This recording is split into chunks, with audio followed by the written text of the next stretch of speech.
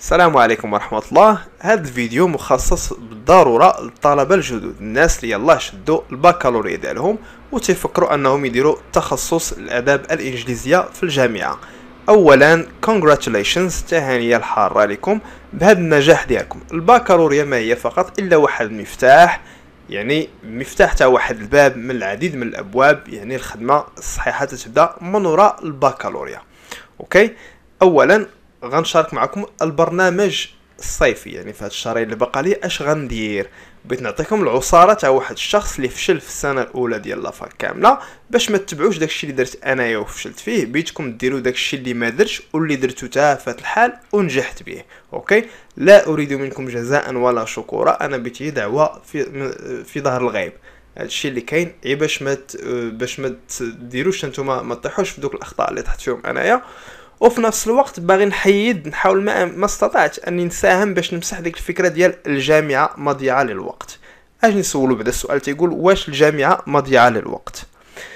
هذا السؤال تيطرح على اي واحد سبق ليه تساءل مع راسو او لا سمع شي واحد قال ليه بان راه لافاك ما هي الا waste of time. قبل ما نعطي الجواب الشائع المتفق عليه من طرف عامه الناس، بغيتكم تفكروا معايا مزيان منطقيا وعلميا واخلاقيا.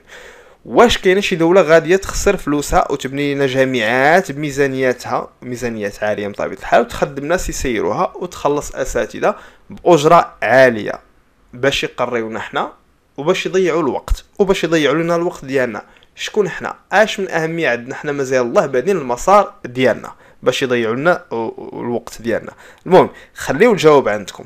بغيت ندير واحد الاشاره بان التقدم ديال اي بلد في العالم تنقسو بثلاث الحوايج اللي من بينها التعليم. ودول العالم الثالث او الدول الناميه اللي من بينهم المغرب البلد الحبيب، مؤخرا في هذه السنوات الاخيره بدا يشجع التكوين المهني اللي غيحسن من الاقتصاد ديالو، اللي من خلاله غادي يتقدم بشكل كبير في الجانب الصناعي وغيبدا يتباهى مع دول اجنبيه اخرى. يعني الا لاحظتوا انه كاين واحد النوع تاع التهميش نسبي في البلدان الناميه الجامعات، اوكي، والدور ديالها بالنهوض بالبلد، فهذا شيء طبيعي. وغادي نرجع للسؤال المحوري اللي هو واش لافاك مضيعه الوقت؟ يا سيدي، لافاك مضيعه للوقت والجهد والعمر. اوكي صديقي الطالب، صديقتي الطالبه، هذا هو التصور السائد عند العامة من الناس، وغالبا غادي تسمعوا هذه الإجابة. أما من الناس اللي غير تيسمعوا بلافاك وما عمرهم حتى شافوها، أو لا ناس اللي ما توفقوش وفشلوا فيها، وغادي تسمعوا بأن اللي اختار الجامعة تحكم على راسو بالفشل، بالضياع، بالبطاله، بزاف الحوايج. يعني تنسمعوا كل ما هو سلبي للاسف. انا بغيت نقول من هنا راه لافاك ما كاينش هذا الشيء. لافاك راه تتاخذ من العمر ديالك وتتاخذ من الجهد ديالك وتتاخذ الوقت ديالك، العلم كله تياخذ الوقت ديالك. لافاك كتطلب صبر كبير وجهد كتير، وكتعلمنا بان الحياه راه ماشي سهله، والانتصار في هذه المعركه تعتمد عليك انت بالاساس. وما نساوش نفكروا بان الاساتذه ديالنا اللي تيقريونا في لافاك راه خداو تبعوا نفس المسار، راه قراو تما في الجامعه وشدوا الاجازه، داروا الماستر، داروا الدكتوراه، وكرا كاين اللي قرا كاع على برا عاد جا ولاو تيقريو في الجامعه نيت اللي قراو فيها البعض منهم. ويمكن لكم تسولوهم واش هي مضيعه للوقت. اوكي، اللي خدا الامور بجديه راه ما غاديش يبقى عنده الوقت نهائيا اللي يضيع. هنا تنهضر على الناس اللي باغيه تخدم على راسها وباغيه تقوم بتضحيات وتجلس اللاد لطلب العلم، ماشي ديك الفئه اللي تتنقل في الامتحانات وتشد الاجازه بعقول فارغه ويجيو في الاخر في اللي سمعوا شي واحد بيدير لافاك تيقول لي لا هي مضيعه الوقت غير هذه. نتمنى دابا انني نكون عطيتكم فكره على هذا الصنف من الطلبه اللي كاينين. يعني دابا الدور ديالكم هو نخدموا على راسنا، نوجدوا في هاد الشهرين ديال العطله اللي كاينه. هاد الشهرين راه خاصنا ما ننزلوش على 6 سوايع في النهار، 6 ساعات في اليوم، الى بنا النجاح يكون مضمون ومشرف في الجامعه. وابدا على بركه الله نعطيكم البروغرام اللي غتخدموا به. باش ندخلوا لاشين هنايا هادي الهوم، تندوز ديريكت البلاي ليست. اوكي، بلاي ليست هي هادي، وغنلقاو فيها كاع الدروس اللي كاينين تاع الاس 1 والاس 2 حتى الاس 4. اوكي، وحنا غنزلوا عندنا سبوكن انجليش. اولا في الاس 1 سبوكن انجليش تلقاوها الطلبه صعيبه. ندخل لهنايا سبوكن انجليش. اوكي، نوريكم مناش غادي تبداو. سبوكن انجليش غنمشي ديريكت لهادو، لهاد الدروس. هاد الدروس تطبيقيه pronunciation and phonetics، غنمشي بهادو الدرس التطبيقي رقم 1. وتنسالي هاد الدروس التطبيقيه كاملين لتحت عندي، كاملين الدروس التطبيقيه. عاد ديك الساعه ندخل الفيديوهات الاخرين اللي كاينين. اوكي، كنتمنى يكون هذا واضح. نقطه اخرى هو عندنا الجرامير. الجرامير اللي كاين في الاس 1 والاس 2 هما متشابهين تقريبا. يعني كاين الاستاذ اللي تيقريكم تنسز في الاس 1 وكاين اللي تيخليهم حتى الاس 2. الجرامير هو هذا. بغيت ندخل كل بلاي ليست ناخذ لنا فيديو واحد للنهار. كاين الفيديو تاع 4 دقائق 5 دقائق، ما ندوزش للفيديو الثاني حتى نفهم داك الدرس تاع الفيديو الاولاني. وهنا في الجرامير غتبداو معكم في الجامعه من الكابيتال لتر، وانت غادي الكامل ناونز، بروبر ناونز، سينجولار ناونز، بلورال ناونز، وهكذا غادي. هنا كاينين تقريبا شي 63 فيديو. اوكي، نقدر نتبع معاهم فيديو في النهار. كاين فيديوهات تاع 2 دقائق 7 دقائق. اوكي، نمشي معاهم ستيب باي ستيب حتى نضبط داكشي، عاد ندوز للفيديو الثاني. هذا الجرامير، هادشي اللي اساسي.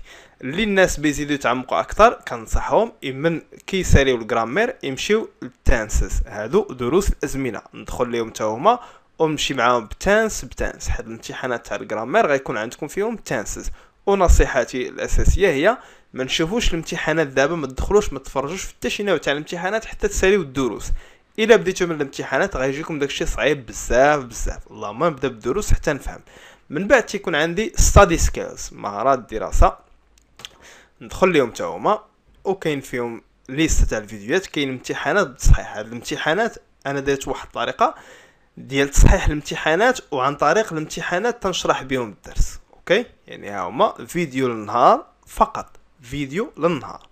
وندوز عاوتاني الحاجه اخرى اللي صعيبه، الفرنسيه راه تكون عندكم راه ما درتهاش، كل استاذ على حساب باش تيقري فيها، وغالبا تتكون reading comprehension. من بعد هادشي تندوز ليا reading comprehension and precis. هذه بحالها بحال الاس 1، هي تتكون شويه صعيبه. اللي عنده مشاكل في reading comprehension and precis ما يدخلش لهادو، يمشي في واحد السلسله كاينه تاع اقرا وتعلم. بداو بهاد الفيديوهات هادو راه بساطين جدا. من بعد تندوز لدروس الكتابه. البرنامج الصيفي ديالي كطالب جديد بالاس 1 خاصني نقرا فيه الدروس اللي عندي. اول حاجه هي تنقلب على سبوكن انجلش، تندخل لاشين وتمشي للبلاي ليست وتنزل تحت نشوف راه كاين الدروس من الاس 1 حتى الاس 4. تنمشي ديريكت نقلب فين كاينه سبوكن انجلش. ها هي سبوكن انجلش 26 فيديو. غندخل ونتبع واحد التمارين تطبيقيه السيري كامل ديالها. عاد ندوز الفيديوهات اخرين. ضروري التمارين التطبيقيه هي الاولى. الا تهنيتوا منهم نضمن لكم التفوق في هذه الماده. من بعد تندوز باش تيكون عندي عاوتاني تيكون عندي مثلا ستادي سكيلز. هاد ستادي سكيلز هنايا على حسب كل استاذ كيقريه. انا درت واحد الطريقه زوينه هي تصحح التمارين، صحح الامتحانات، ومن خلال الامتحان تنشرح الدرس وغاديه بحال هكاك. اوكي، تيكون عندي عاوتاني reading comprehension and precis. هذا ما تدخلوش ليه هو الاولاني، علاش غتلقاوه صعيب بزاف. اوكي، كنصحكم انكم تدخلوا اقرا وتعلم هذه السلسله بالتمارين ديالها تاع reading comprehension. تمارين بساط للغايه، يعني خاصني هادو تمام. متلاش عندي مشكل في هذا الليفل تاع الفوكابولري، عاد ندوز لهاد reading comprehension حتى تلقاهم شويه صعاب. اوكي، انما هذه المرحله ما تنشوفوش فيها امتحانات نهائيا. الا شفتوا امتحانات بيجيكم داكشي صعيب. حتى نتعلم الدروس عاد ندوز للامتحانات. وتنجي لواحد مساله اخرى اللي هي S1 and S2 جرامر. هاد الجرامر ضروري. هنا كاينين دروس ديال الجرامر 63 فيديو بغيت نتبع حتى يبداو معنا من الكابيتال لتر، من plural nouns, common nouns, proper nouns. نمشي كل نهار فيديو اولا جوج. الفيديوهات راه متتعداوش 7 دقائق ولا ما عرفت 10 دقائق حتى نفهم الفيديو الاولاني. عاد ندوز للفيديو الثاني. هذا هو الجرامر اللي غتقراو في لافاك، وهذا كامل هنايا باستثناء الاستري اللي بعض الاساتذه تيختلفوا. اوكي، من بعد هذه كندوز للبانكتويشن. هنايا تندوز رايتين كومبوزيشن فيها الاس 1 والاس 2 والاس 3. في هاد البلاي ليست غنمشي نقرا فقط غير باراغراف. ضروري غنمشي نقرا مثلا الدروس اللي عندهم علاقه بانكتويشن رولز، مثلا كابيتاليزيشن، هادشي اللي عنده علاقه بالرايتين. وتمشي نقلب على هاو تو رايت ان اكاديميك رايتين باراغراف. هي هادي اكاديميك باراغراف، هو الفيديو الاولاني. عاد تندوز نكمل. من بعد نفهم شنو هو البارافريزين اللي تيكون عندي في reading comprehension، بارافريزين summarizing والفرق بيناتهم. عاد ندوز من بعد نكمل الدروس اللي عندهم علاقه بالرايتين اللي هما sentence fragment and run-on sentences. اوكي، من بعد غنجي نقرا على الكاما، و هذوك القواعد ديال الكاما حتى هي تدي لي النقاط في التصحيح. اوكي، وندوزو تاني الانواع تاع الباراغرافز. حنا ما تنقراوش في هذه المرحله الاساي فقط الباراغراف. يلا بتقلبوا لي فين ما كاينه باراغراف غنقراوها. غنبداو 1 باي 1. هنا expository paragraph، compare contrast paragraph، عاد كاين descriptive paragraph، وتنتم غادي بحال هكا. ما نفوتش الباراغرافات، خدي الباراغراف ماشي الاساي حيت ما عندكمش. اوكي، هادشي اللي كاين دابا حاليا. الا تبعتوا هذا البروغرام بهذه الطريقه انا والله العظيم الا غنضمن لكم النجاح في هذه الجامعه. اللي قرا التانسز ما عرفش على حساب الاساتذه وعلى حساب الجامعات، اللي عنده التانسز راه غير خصو يقراهم ضروري. يعني التانسز ها هما كاينين الدروس كاملين ديال الازمنه وكاينين التمارين ديال الازمنه. علاش؟ حتى هما بيساعدوني في الكتابه الصحيحه ديالي، وفي الامتحان اللي بيكون عندي في الاس 1 ولا الاس 2 بحال غيكون عندي ميكسد تانسز. يعني ميكس تانسز تيعطيني الاستاذ واحد النص وانا تنحاول راسي من الفهمه ديالي ديال النص تنجاوب على السؤال وتنستعمل التانس المناسب.